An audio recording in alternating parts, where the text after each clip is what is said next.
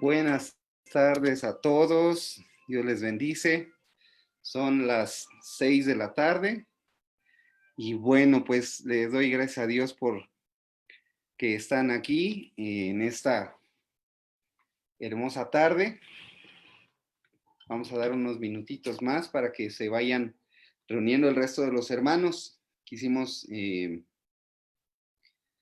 iniciar este bloque un poquito antes.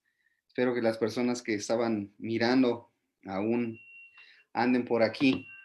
Queremos esperar al resto de las personas que nos van a sintonizar en esta tarde. Veo por ahí a mi hermana Claudia, a Indra, a Rosalba Tenorio, Brenda, Anel, Rebeca. Si andan por ahí, pues Dios los bendice. Bienvenidos. Vamos a esperar un poquito más. Ya se van integrando un poquito más. Déjanos tus comentarios para saber que ahí estás. Di hola. Y andamos por aquí. Vamos a dar unos minutitos más para que nuestros hermanos lleguen rápidamente. Va llenándose el Facebook. Me da mucho gusto que estén con nosotros, que Dios los bendiga y permítanme un segundo porque necesito ir por los audífonos para que me escuche mejor.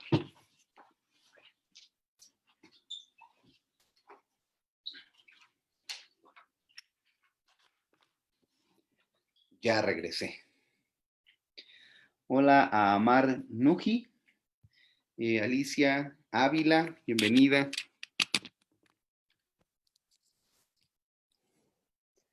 Ahí creo que nos vamos a escuchar mejor.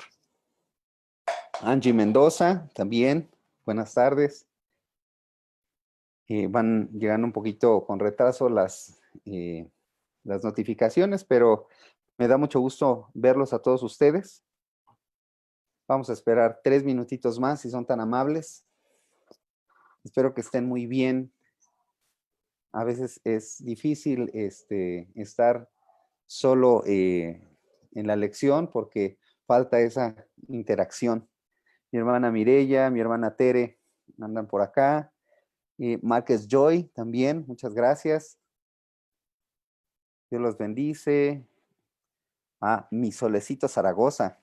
Bendiciones, bendiciones, hermana. Dios le bendice. Vamos a esperar unos minutitos más. Vamos a ver si podemos juntarnos más. Mi hermana Andrea García también pasa por aquí. Dios te bendice, hermana. Qué gusto que anden por acá. Bien.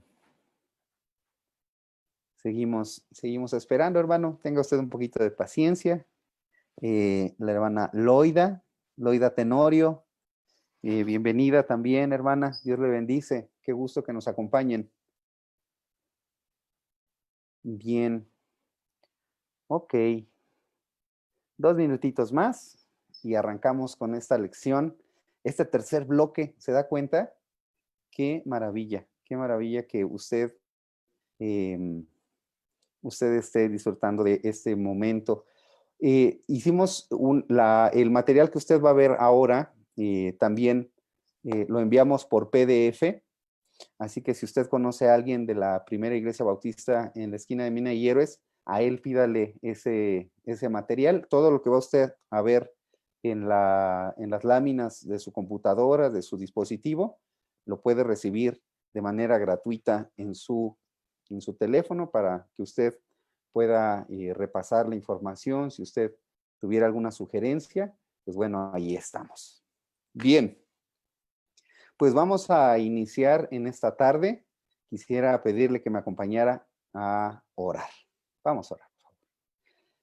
Bendito Padre Celestial, te damos gracias, Señor, por este momento que nos das para gozarnos juntos, Señor, en la lectura de tu palabra. No hay nada que querramos, Señor, más que saber la voluntad que es buena y agradable, Señor, esa voluntad que solamente tú tienes. Permítenos, Señor, por medio de tu palabra, estar más cerca de ti, Señor, ser más como tu Hijo Jesucristo, Padre Santo. Y que todo lo que aprendamos hoy sea de bendición y de edificación para tu iglesia, para que seamos luz y sal en medio de este mundo que se pierde sin esperanza, Señor. Pedimos, Padre, también por nuestro pastor, nuestro hermano Emilio Escobar, porque tú le has, Señor, sacado adelante, porque su tratamiento va bien, porque él sigue mejorando. Gracias, Padre. Te rogamos, Señor, que tú sigas actuando en sus pulmones, Señor, que los fortalezcas, Señor, que él pueda recuperarse y pronto podamos abrazarlo, Señor, y que pronto estemos juntos otra vez. Te damos gracias por todas estas cosas. En nombre de tu Hijo Jesús oramos. Amén. Bien, pues bueno, de los que veo que andan por aquí, mi hermana Ada Paz, saludos, mi hermano Luis García, mi hermana Berta Sánchez también. Dios les bendice. Y bueno, pues vamos a arrancar con esta este tercer bloque donde vamos a estudiar los libros poéticos, ¿de acuerdo? Mi hermano José María Álvarez también anda por acá, mi hermana Anel, y bueno, pues lo primero que quiero decirte es felicidades, porque para algunos de ustedes será quizá la primera vez en recorrer los 66 libros de la Biblia. Quizá muchos de ustedes están afirmando o repasando conceptos y términos sobre los 66 libros de la Biblia, pero realmente lo que importa es que hemos aprendido ya 17 libros de la Biblia en orden, ya lo sabes de memoria, pero también ya aprendiste la sucesión de los eventos como está hecho o como está redactado el Antiguo Testamento. Así que quiero invitarte a que celebres tus avances. Siéntete orgulloso de las cosas que has logrado hasta ahora. Felicidades, no te detengas, sigue adelante porque en su momento disfrutarás de todos los beneficios de conocer más y mejor la Biblia. ¿De acuerdo? Entonces, seguimos adelante. Los siguientes libros son conocidos como poéticos. Si tú te acuerdas, vimos 5 libros de la ley, 12 libros históricos. Bueno, pues ahora vamos a entrar a 5 libros que son considerados como poéticos. Aunque en el Antiguo Testamento vamos a encontrar una diversidad muy grande de literatura. Entonces, sí, va a haber grandes fragmentos de literatura poética en estos libros que vamos a estar estudiando, aunque también por su temática están considerados también como literatura sapiencial. Se me trabó la lengua. Es literatura que tiene que ver con la sabiduría. Pero, ¿sabes? Es muy interesante esta idea de la eh, de lo que es poético, porque, por ejemplo, el libro de Lamentaciones es un libro que está escrito en estilo poético, pero en nuestro orden o en la manera en la que clasificamos nosotros la Biblia, no está colocado entre los libros poéticos, sino está colocado entre los libros de los profetas mayores, que será el siguiente bloque que estudiaremos. Entonces, como puedes ver, hay grandes cosas que hay que estudiar y analizar en el transcurso de estos días. ¿De acuerdo? Así que seguimos adelante. Bien, ¿cómo está el asunto de la poesía? Bien, pues la palabra griega poietes es la raíz eh, que da como fruto la palabra poeta, significa creador o hacedor. Y esa es una frase muy bella de Pablo Hoff, ¿verdad? En su libro, Los libros poéticos, dice que no es extraño que el creador de todas las cosas hable a su pueblo con poesía, porque él es el creador de todas las cosas. Entonces, aunque tenemos un bloque de libros que se llaman poéticos, no hallamos poesía solamente en estos libros. Toda la Biblia está llena de poemas, tanto el Antiguo como el Nuevo Testamento tienen fragmentos poéticos, ¿verdad? Desde el inicio, si tú me acompañas a Génesis 2:23, vamos a encontrar un ejemplo de lo que es la poesía hebrea. Mira lo que dice Génesis 2:23. Dice la palabra de Dios. Dijo entonces Adán, esto es ahora hueso de mis huesos y carne de mi carne. Esta será llamada varona porque del varón fue tomada. Un pasaje muy hermoso escrito en forma de poesía, pero también Deuteronomio 6:24, recuerda, libros de la ley, Deuteronomio capítulo 6, versos 24 al 26. Números, perdón. Número 6, disculpa. Número 6. Tenemos aquí a la producción muy, muy al pendiente. Mira, este también es un fragmento de la poesía. Dice así. Jehová alce sobre ti su rostro y ponga en ti paz, y pondrán mi nombre sobre los hijos de Israel, y yo los bendeciré. Otra hermosa poesía, otro hermoso fragmento que está escrito en el estilo literario de la poesía. Pero hay uno muy largo, dicho por una mujer, que está en el primer libro de Samuel, capítulo 2, versos del 1 al 10. Mira lo que dice este poema. Estamos buscando poesía en libros que no son considerados tradicionalmente como poéticos, pero lo que quiero afirmar hoy es que hay poesía en toda la Biblia. Voy a leer solamente una parte del 1 al 3. Dice así: y Ana oró y dijo: mi corazón se regocija en Jehová, mi poder se exalta en Jehová, mi boca se ensanchó sobre mis enemigos, por cuanto me alegré en tu salvación. No hay santo como Jehová, porque no hay ninguno fuera de ti, y no hay refugio como el Dios nuestro. No multipliquéis palabras de grandeza y altanería, cesen las palabras arrogantes de vuestra boca, porque el Dios de todo saber es Jehová, y a él toca el pesar las acciones. Este es un ejemplo de cómo la poesía inunda todo el Antiguo Testamento. Esto es muy interesante de estudiar.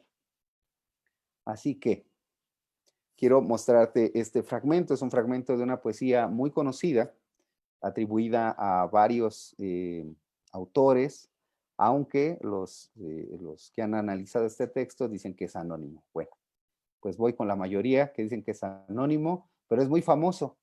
Es una poesía del siglo de oro que dice así: muéveme en fin tu amor y en tal manera que aunque no hubiera cielo, yo te amara, y aunque no hubiera infierno, te temiera. No me tienes que dar porque te quiera, pues aunque lo que espero no esperara, lo mismo que te quiero, te quisiera. Es una poesía religiosa, eh, muy hermosa, pero quisiera que notaras que cuando lees una poesía en el contexto latino o en el contexto tradicional para nosotros, vamos a encontrar dos cosas.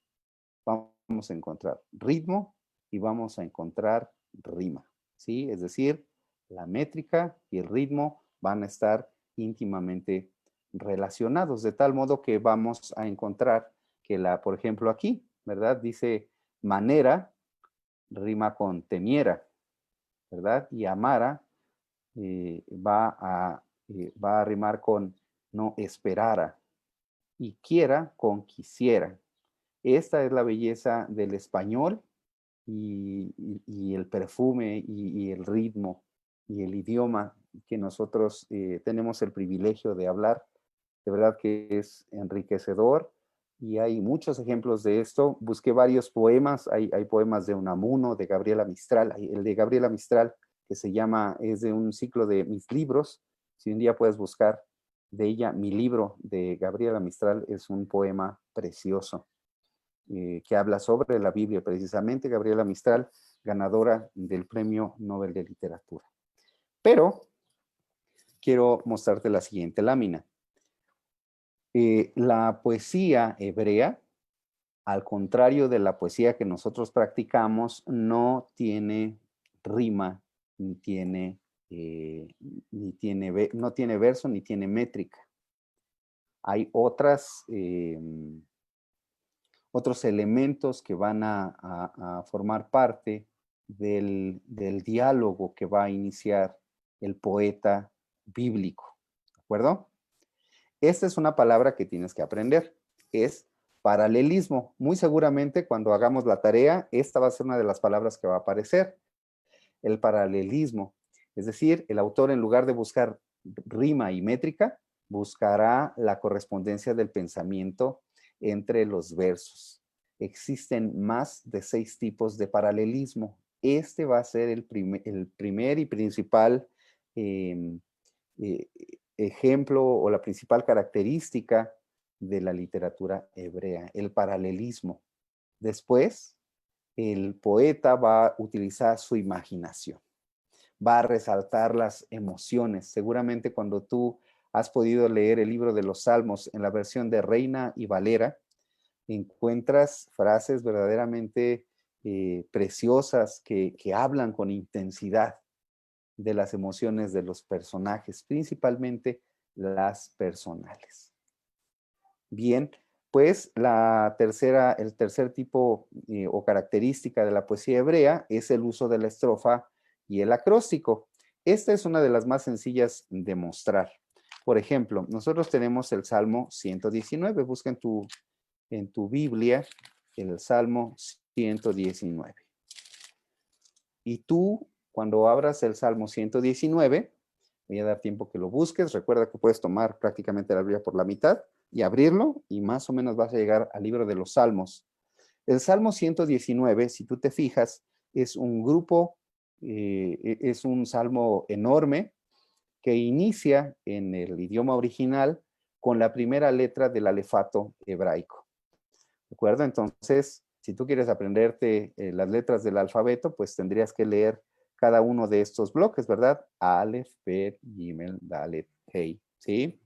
Y vas a aprenderte esto. Esto es a lo que se refiere con el uso del acróstico. ¿De acuerdo? Cada uno de estos del Salmo 119 va a iniciar con esta literatura acróstica, pero hay otro pasaje muy famoso también que está en el libro de Proverbios. Proverbios, capítulo 31, versos 10 al 31. No es posible lograr integrar estas ideas en la poesía, en la traducción, digamos, se pierde esta imagen del acróstico, pero el elogio de la mujer virtuosa, como titulan en Proverbios 31, del 10 al 31, inicia cada uno de estos versos con una letra del alefato. Entonces, no es pocas veces que se utiliza esta característica del acróstico, y la estrofa, pues evidentemente nosotros tenemos salmos donde se repite una y otra vez porque para siempre es su misericordia. Va a tener 4 grandes géneros. La característica de la poesía hebrea es que es lírica, didáctica, la dramática y la elegaica o de lamentos. Son frases que pudieran parecerte muy complejas, pero realmente sería muy sencillo encontrar algunos ejemplos de esta poesía en el texto bíblico. ¿De acuerdo? Y por último, persigue expresar las experiencias y emociones religiosas. La poesía no está separado lo religioso de tu vida cotidiana. Para los escritores de poesía en la Biblia está todo el tiempo junto. Bien, continuamos con nuestra presentación. Ahora, dijimos que eran libros poéticos de una manera general, pero hay un tema sobre la sabiduría, ¿verdad? Está este versículo que dice que el principio de la sabiduría es, a ver, escríbelo en los comentarios, el principio de la sabiduría es, y todos creo que podríamos responder a esta pregunta, ¿verdad? Voy a estar aquí checando el chat para que tú escribas. El principio de la sabiduría es, y mientras esperamos que tú escribas este versículo, hay punto extra para quien ponga la cita. Quiero decirte que la sabiduría bíblica juega un papel de gran importancia teológica por un lado y pedagógica por el otro. Todas estas enseñanzas, toda la literatura que surge en esto, tiene que ver con esa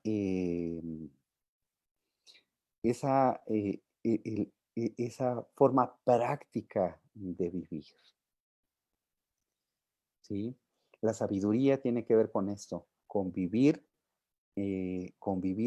rectamente delante del Señor. ¿Sí? Entonces, ya hablamos de la poesía, ahora vamos a hablar de la sabiduría. Muy bien, mi hermana Andrea, mi hermana Paula, el hermano, la familia Piqué, muy bien, Anel, muy bien, Dolores también, hermana Gabriela y mi hermana Tere, fantástico, muchas gracias. Bien, pues seguimos hablando de sabiduría. Este es eh, un proverbio, un dicho italiano que dice, chi va piano, va lontano.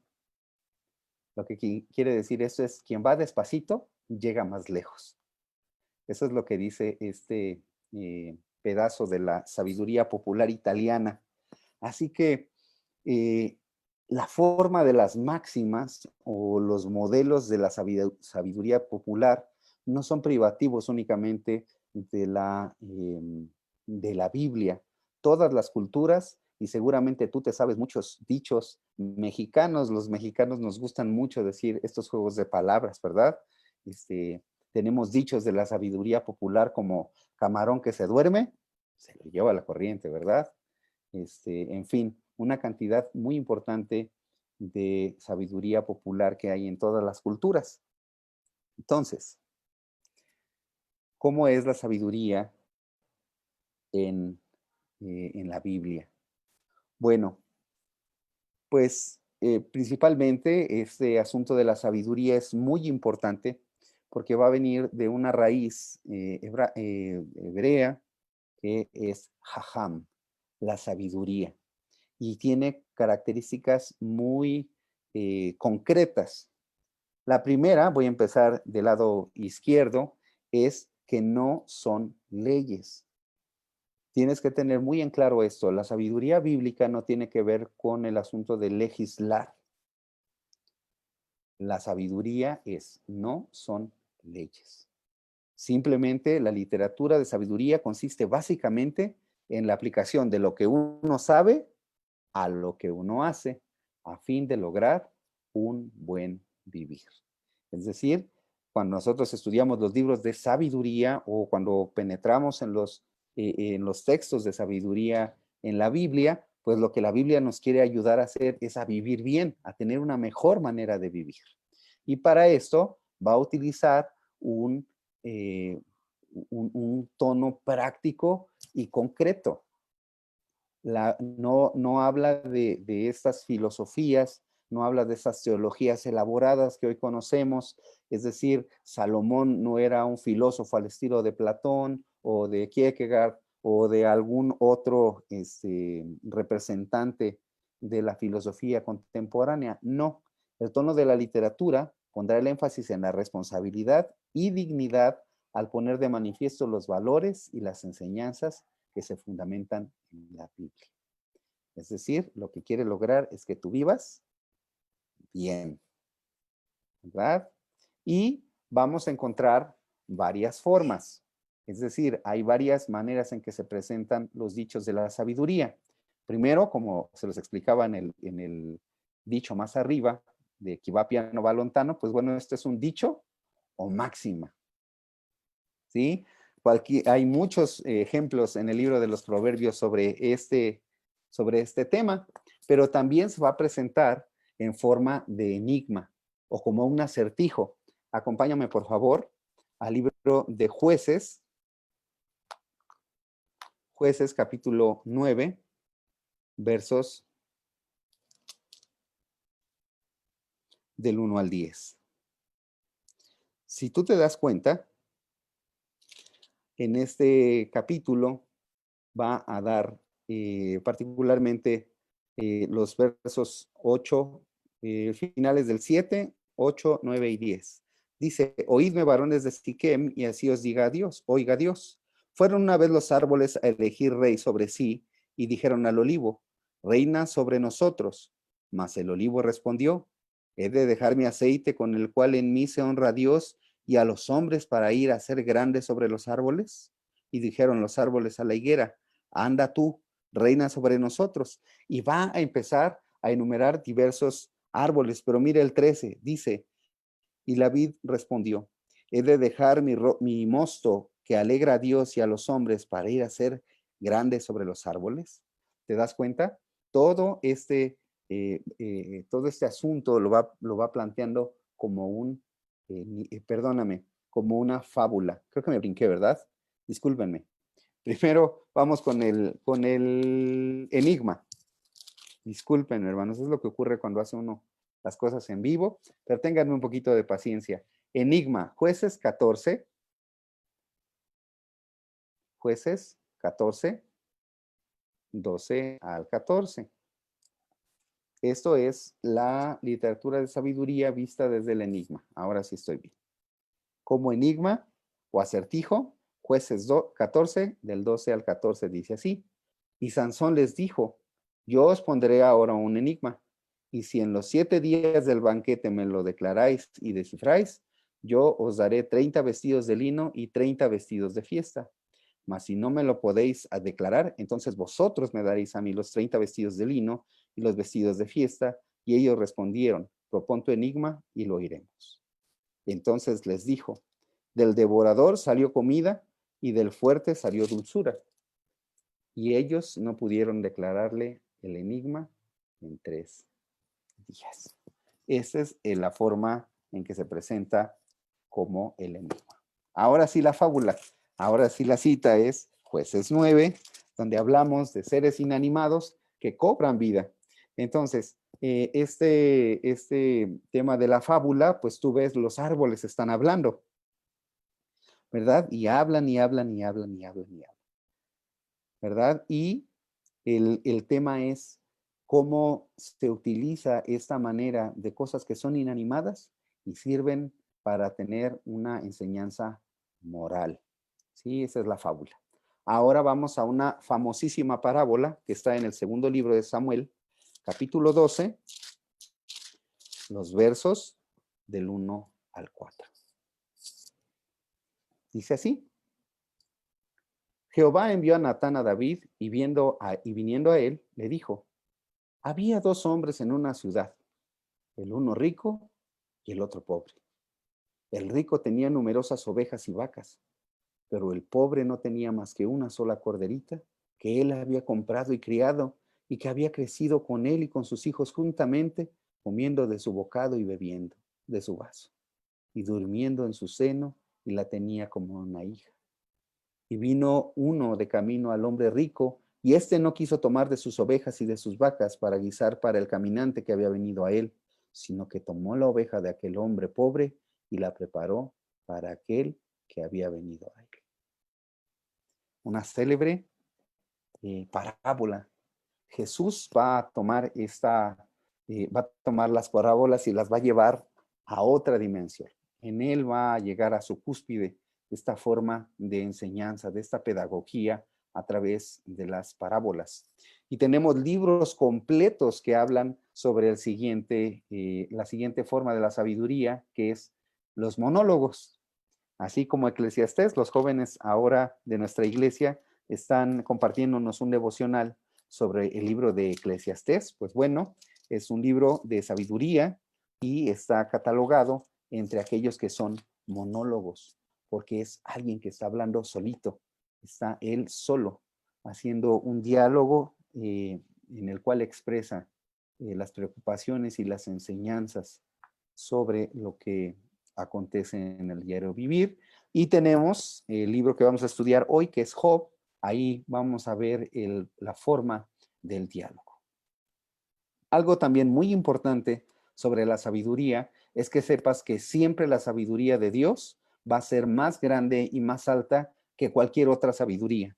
Tenemos aquí en concreto 3 casos. Por ejemplo, el caso de José. Acompáñame, por favor. Génesis 41, 40. 41, 40 de Génesis. Capítulo 41, verso 40. Dice la palabra de Dios, tú estarás sobre mi casa y por tu palabra se gobernará todo mi pueblo, solamente en el trono seré yo mayor que tú. Esa es la idea de la sabiduría que Dios le da a los hombres. No hay nadie más sabio que José. Nadie tiene mayor sabiduría que José. El segundo caso habla de cosas técnicas, de cosas con las manos. Cuando alguien es sabio, es muy, muy habilidoso con sus manos. Acompáñame, por favor, a leer Éxodo 31, del 1 al 6. Éxodo 31. Dice así: hablando Jehová a Moisés, diciendo: mira, yo he llamado por nombre a Bezaleel, hijo de Uri, hijo de Ur, de la tribu de Judá, y lo he llenado del Espíritu de Dios en sabiduría y en inteligencia, en ciencia y en todo arte, para inventar diseños, para trabajar en oro, en plata y en bronce, y en artificio de piedras para engastarlas, y en artificio de madera para trabajar en toda clase de labor. ¿Te das cuenta? La sabiduría que Dios da es una sabiduría que es superior a todas las cosas. Ahora, si vamos a hablar de sabios, tenemos que hablar forzosamente de Salomón. Primer libro de Reyes 3, 16. Nos habla de este caso donde Salomón, vienen dos mujeres a pelear o tienen una disputa sobre el niño.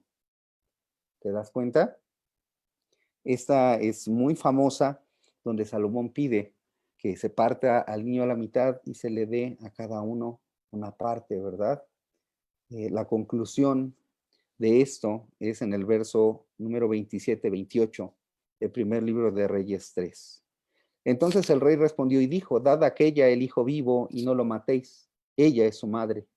Y todo Israel oyó aquel juicio que había dado el rey, y temieron al rey, porque vieron que había en él sabiduría de Dios para juzgar. La sabiduría de Dios siempre va a ser superior. Y en el capítulo 4, versos 29 al 31, al 34, vamos a leer solamente, bueno, vamos a leerlo. Dice: era mayor la sabiduría de Salomón que la de todos los orientales y que toda la sabiduría de los egipcios.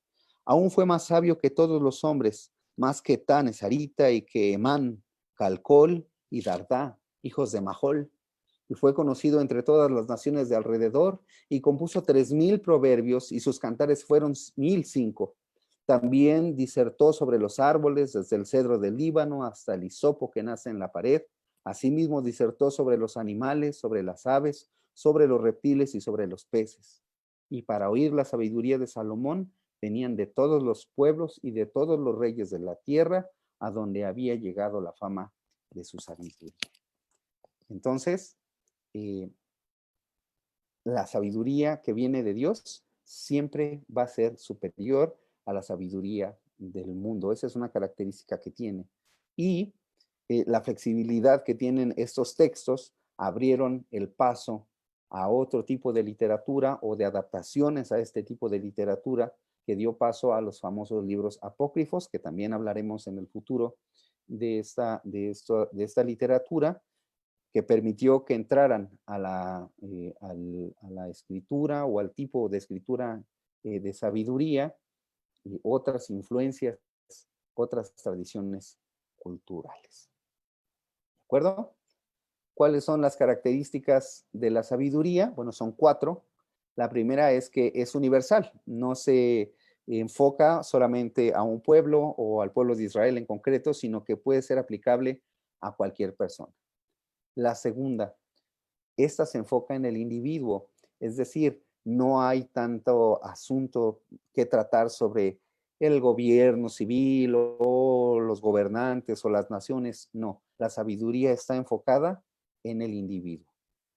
La segunda característica es que va a ser una enseñanza monoteísta, es decir, hay un solo Dios, y ese solo Dios, ese Dios único es el de quien proviene toda la sabiduría. Segunda cosa, es una enseñanza religiosa. Es lo que decíamos un poco atrás. En la sabiduría no se distingue entre lo religioso y lo que no lo es. Toda la vida de una persona que lee o cree en la sabiduría que está escrita en la Biblia o descrita en la Biblia está ligada. Su vida pública o su vida cotidiana y la vida religiosa están siempre de la mano, y siempre apostará a hacer el bien, a vivir Bien. La tercera característica de la sabiduría humana es que es profundamente humana. Tiene que ver con con el corazón humano, con las debilidades humanas, con las necesidades humanas. Y por último, va a dejar este enorme hueco que solamente puede ser llenado por Jesús. Solamente hay algo que completa el corazón del hombre, solo hay un camino para llegar a obtener esa sabiduría, y esa sabiduría es Jesucristo. Bien, espero que hayas disfrutado de estos dos temas. Vamos a ver la hora. Uy, se nos fue el tiempo como agua. Pues será que la próxima semana veamos el libro de Job. Estaremos estudiando varias circunstancias sobre el propósito, los detalles que hemos estado viendo, el bosquejo, pero será hasta la próxima semana. Y la próxima clase pues trataremos de empatar estas tres grandes lecciones de Job, Salmos y Proverbios. Así que me dio mucho gusto que estuvieras con nosotros. Veo aquí a Trini Snow, a Walk López, mi hermana Julieta, Adi Cruz, mi hermana Ana Castro. Gracias por acompañarnos. Será hasta la próxima semana que veamos el libro de Job. Que Dios los bendiga y Dios mediante nos vemos la próxima semana. El Señor les bendice.